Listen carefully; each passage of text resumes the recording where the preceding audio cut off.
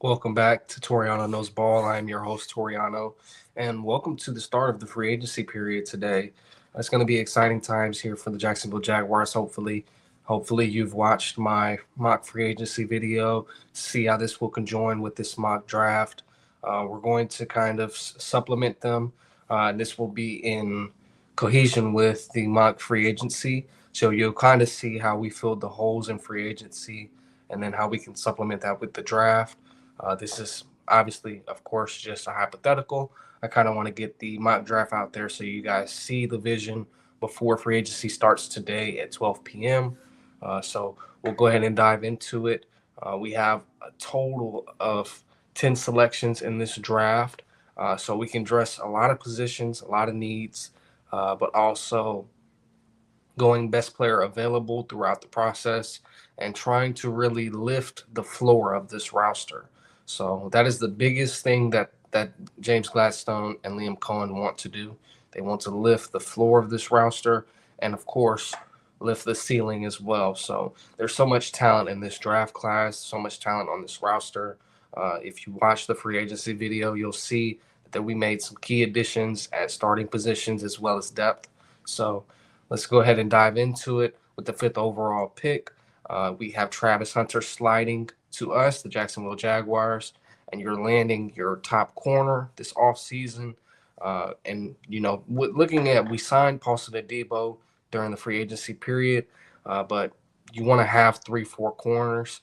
In this situation, you have a bevy of corners now. It is no longer a weakness, it's a strength on your roster. So you have Travis Hunter, you have Tyson Campbell, you have Paulson Adebo, Jerry Jones, Monteric Brown. You have 5 guys that can step in and play key minutes, and you have 3 guys that can really lock down.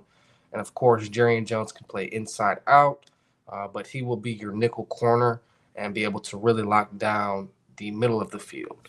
So adding Travis here also gives you some versatility on offense.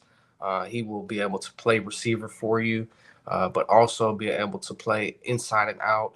I think he'll be very, very good in the slot, but more so here, we'll be playing him outside in spot minutes. I think if you play him, 20, 30 snaps here in the middle of a game, I think primarily you'll have him as a corner. This is where I would play him. I play him primarily as a starting corner. So now you have a bevy of talent at that cornerback position, like we said, and then play him spot minutes or key rotational minutes at the wide receiver position. So if you have packages that you want for Brian Thomas Jr., but you need a breather, have Travis Hunter learn those packages as well as learn some of those Cooper Cup packages playing out of the slot. I think he'll be very, very enticing out of the slot, but so is Brian Thomas Jr. So now you have an even more versatile wide receiver core that can play inside out along with Cup. So I think Travis Hunter is a slam dunk pick here. He is a unicorn. We've never seen a prospect like him come into the draft, especially at this play style, at the level of play that he's able to play at both corner and receiver. So he lifts the ceiling and the floor of this roster. So next we have at pick 36, we have Tyler Booker out of Alabama. This is our right guard. This is our starting right guard here for the future. This is a slam dunk pick as well. We saw him, really rise above the board before the combine, getting as high as between 13 to 18 range, that mid-teens. But after the combine, after a RAS score of 5.02, it's not really likely that he'll go first round. We've never really seen many offensive linemen with that relative athletic score go in the first round. So I expect for him to be there at the top of the second.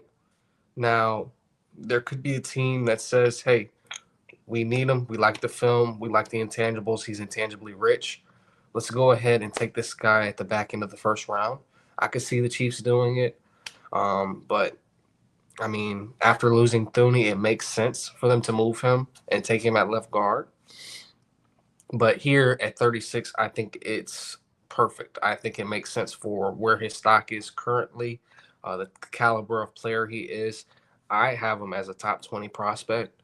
So getting him here at 36 would be a slam dunk. You get a starter, a long-term starter, a guy with a lot of upside, but also a lot of really defined pass protection, as well as he's a run grader. Like he can maul. and we need more maulers. If you listen to the Jacksonville Jaguars fan base, we want more maulers. We don't necessarily just want pass pro technicians. We want guys that's going to put people on the ground, and Tyler Booker does that. So excited about that selection. Hopefully, that's a selection we see come draft day. But moving on to pick 70, I have another offensive lineman. Here we have Jared Wilson out of the University of Georgia. The center position is a big position of need. During the free agency period in our mock free agency, we added Brady Christensen. He's going to provide some center depth as well as some guard depth. I think in this point, if you were to look at it, Christensen will provide depth to both positions, primarily be that backup center for you to either mentor Wilson or potentially start if he's not ready come preseason. So you have the depth. Wilson gives you a guy for the future if necessary, but I think he can immediately start for you. So you immediately upgrade the interior with not only your depth in free agency, but also by adding two guys early in the draft. So you add your starting center, you add your starting guard. You're raising the floor and the ceiling. And athletically, Jared Wilson is possibly one of the best athletic prospects for an offensive lineman that we've seen. So I think that getting him at the center position, he's able to get to the second and third level. He's finishing on blocks on tape. He's another mauler. I don't have him with as high a run grade as Tyler Booker. We saw that Georgia kind of struggled to really run the ball this past season. I do think he has more upside on that realm, but as a pass protector at the center position and being able to call the lines at the line, calling the plays at the line of scrimmage, this guy's phenomenal. I think he's the best center in the class. I mean, even if you were to put him up against a Gray Zabel who hasn't truly played the position, with that being taken into account, I think Jared is the best center in the class regardless. So when you're moving a guy like Gray Zabel to the position, it's a project. He hasn't played the position. He's only played it in short spurts and practices. So getting the best center available in this class at 70th overall, another slam dunk. So moving on to another possible slam dunk here at 88 overall is Kevin Winston Jr., safety out of Penn State. I would have him as more so a free safety in this class after the acquisition of Morig. Morig has played more strong safety this past season for the Raiders, but like I said, he can play more so in the box or play out in space at free safety. Here you get Kevin Winston Jr., who before this season was considered a potential first round pick. So with that being said, with that being said, Winston has elite upside. He's been a potential first round pick for over a year and a half. Due to the injury that he sustained this past season, it kind of knocked his stock. But if you watch this tape, this kid is different. I mean, he's not Brian Branch levels of tackling, but he's of that ilk. I think he could be a real cornerstone for you on the back end. And adding Travis Hunter, Trevon Moehrig, Paulson Adebo, Kevin Winston Jr. to the secondary, you have completely flipped the narrative in terms of what the ceiling is for this team and especially for this defense. So it becomes a strength on your roster rather than a weakness, in my opinion. Winston has the caliber player that he is. He's a ball hawk. He's able to really tackle. He's really to hit the angles that you need him to. This guy is a playmaker. So to me, Winston is the best possible selection here at 88 overall. I've seen him go even lower in some mock drafts due to the injury status, but he's a really good talent, and I think you're kind of getting him at a value similar to how we got Andre Cisco, but I think Winston is an even better prospect. So getting him at 88 overall is slam dunk. So far, we've got four guys at premier value in this draft class. So I'm excited to see what they could potentially do in this hypothetical. Winston, of course, would be your starting free safety, like I said, working alongside Morig. So you have a dynamic backfield now. Moving on to the next selection, I have at 106, Torrey Horton, wide receiver out of Colorado State. This kid is made in the lab. I mean, in terms of being a potential possession receiver, he could be one of those ones as far as being a wide receiver too. I think he could be a big time steal. The production is there. The production grades and analytics say he could be a hit. He has the size profile. I believe he's about 6'3", 210. So he's got everything that you're looking for in a potential wide receiver too, especially out of a possession receiver. Here, I would love to get a Jaden Higgins, but he might go as early in that 30s range. So getting a Torrey Horton at this value is another slam dunk. In this draft class, we want to hit on each pick. It's not likely that they will, but that should be the goal with every selection. So Torrey Horton potentially playing that wide receiver two spot, while Travis Hunter plays as your wide receiver four, your gadget guy potentially, or being able to spot minutes at both Brian Thomas Jr. spot and Cooper Cup spot. But I think Horton can be that X for you. If Travis Hunter is your backup and he's able to play the Z and the Y, I think Cup is your Y and Brian Thomas Jr. is your Z. You're able to move him around, play him around the field, and really be able to maximize the potential of Brian Thomas Jr. at the Z position. I think Torrey Horton brings you some contested catch rate ability. He brings some yak, as well as being able to be the possession guy that's able to chain move alongside Cooper Cup as your chain movers. So you really progress the offense again, raising the floor and raising the ceiling. Torrey Horton is a great prospect to me. I was able to actually watch some of his games live, as I had a friend that was a former college player for this Colorado State.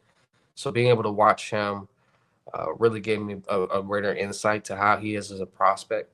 So I would be very excited to add Torrey Horton to this wide receiver core. But the next selection we have is 125, and that is R.J. Harvey Jr. out of UCF, the running back. And this is Liam Cohen's Bucky Irving here for the Jacksonville Jaguars. I think he fits the same ilk of player that he would be looking for to tailor to this offense. Again, raising the floor, raising the ceiling. That should be the theme of this offseason, in my opinion. I think RJ Harvey here at 125 is a steal.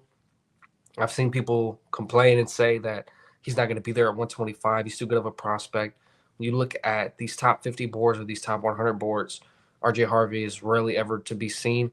And it's coming from guys that are talking to the actual NFL teams and scouts and, really building out these profiles and letting you know how the draft could go. So if RJ Harvey is consistently being ignored, what makes you say you can't be there at 125? I think this kid could be lights out. I think he has RB1 potential, but if he were in a backfield committee, uh, I think he would excel. You know, I don't know for certain if he's going to be a third down back. I think he's a better pass protector than both ETN and Bigsby, but that's not really saying too much amongst those two guys. But I do think he has the home run ability. I think he has the speed. I think he has the vision that we're looking for that Bucky Irving has down there in Tampa. So I think RJ would be a big time selection for us, and once again, be a knockout of the park. Next at 143 and 184, we're going to be addressing the same positions. We're going to talk about these prospects together at once. 143, we have Jackson Hawes, tight end out of Georgia Tech, and at 184, we have Luke Lachey, tight end out of Iowa. At this point, the only tight ends that you have on the roster are Brenton Strange and then a practice squad guy. I think at this point, we didn't really address the position in free agency. So here, I wanted to address it back to back in the draft, similar to what we've seen teams do before, whether it be the Packers or the Saints. We've seen teams go back to back at tight end to really flesh out their depth at the position. I think here at the back end of the draft is the prime position to do it. Both of these guys are elite blocking options for you, but Lachey has a little bit more experience, a little bit more upside as a pass catcher. So you also add some versatility there, but you're really setting the tone that you want to play a lot of 12 personnel with these selections. You want to be able to run the ball. You want to be able to have guys that can flex out, and then Lachey and Strange can both play in the slot. So Hawes, I think he's your Farrell replacement. Lachey is obviously your Evan Ingram replacement, but not similar in usage. but similar in role. They both can play on. They both can play wide, and they both can play on the slot. Lachey, of course, is a much better blocker, but it's not the same level of pass catcher that an Evan Ingram would be. So I think you really upgrade your pass protection here as well. They both excel in that, and they both come from good colleges that have a history of tight ends, especially Lachey coming out of Iowa. And when a tight end comes out of Iowa, you take them. So excited about those possible selections. Those are two players that I hope to dive into more this offseason. But these both would be my selections at 143 and 184. Next at 196, we had another edge. During the mock free agency, we added Aziz Ojolari. But once again, we want to continue to raise the floor and raise the ceiling of these rooms. At the edge position, we need more depth continuously. But having guys like Miles Cole and Tyler Lacey on the roster, I don't think that James Gladstone and Liam Cohen will be satisfied with that. I think they're going to want to continue to add guys that are possible premier edge rushers, and adding an Aziz Ojolari will obviously raise the floor as a designated pass rusher. But Antoine Powell Ryland, edge out of Virginia Tech, would be my selection here at 196. This guy has the build, the profile, the speed, the bend, everything that you're looking for in a backup edge. I think he would be your fourth edge on this roster currently, especially with Eric Armstead moving back into the interior. So I would look forward to this position and this player being a selection here. And on the mock draft simulator, it was an A grade, so it's a great value in my opinion. And finally, moving on to the final selection in this draft class is pick 223, Curtis Rourke, quarterback out of Indiana. I mean, this guy played a full season injured. I mean, what bigger dog can you get? With us adding Kyle Trask during the offseason and our mock free agency, you still want to have that QB3. We only have one QB on the roster currently, outside of Johnny Walford, who is more so a practice squad guy. I would never want to see him playing in game. That would just be my opinion. But a Curtis Rourke gives you a developmental guy that could be your backup QB of the future, while you also have Trask in there that's kind of supplementing Trevor Lawrence and teaching him the system from Liam Cohen. I think this raises the floor of your backup quarterback room. We're coming off of back-to-back seasons where Trevor Lawrence has sustained injuries. So you kind of want to continue to build the depth of that position while also focusing earlier in the draft and earlier in free agency in making protecting Trevor a priority. So adding Curtis Rourke to me would be a good selection. I think he has the athleticism. I think he has the accuracy in the arm. He's just not getting the due based on the level of competition that he played, as well as him being an older prospect. So Rourke would be my selection here at 223. Whether he'd be that back end guy or that number two would be up to him. But I think he has the potential to be the backup quarterback of the future here. So just a quick rundown. We have Travis Hunter at 5, Tyler Booker at 36, Jared Wilson at 70, Kevin Winston Jr. at 88, Torrey Horton at 106, RJ Harvey Jr. at 125, Jackson Hawes at 143, Luke Lachey at 184, Antoine Powell Ryland at 196, and Curtis Rourke at 223. So let me know in the comments below if you would do anything different in this situation and based off the mock free agency. And make sure to like, comment, and subscribe. And I look forward to giving you guys more content. Go Jaguars.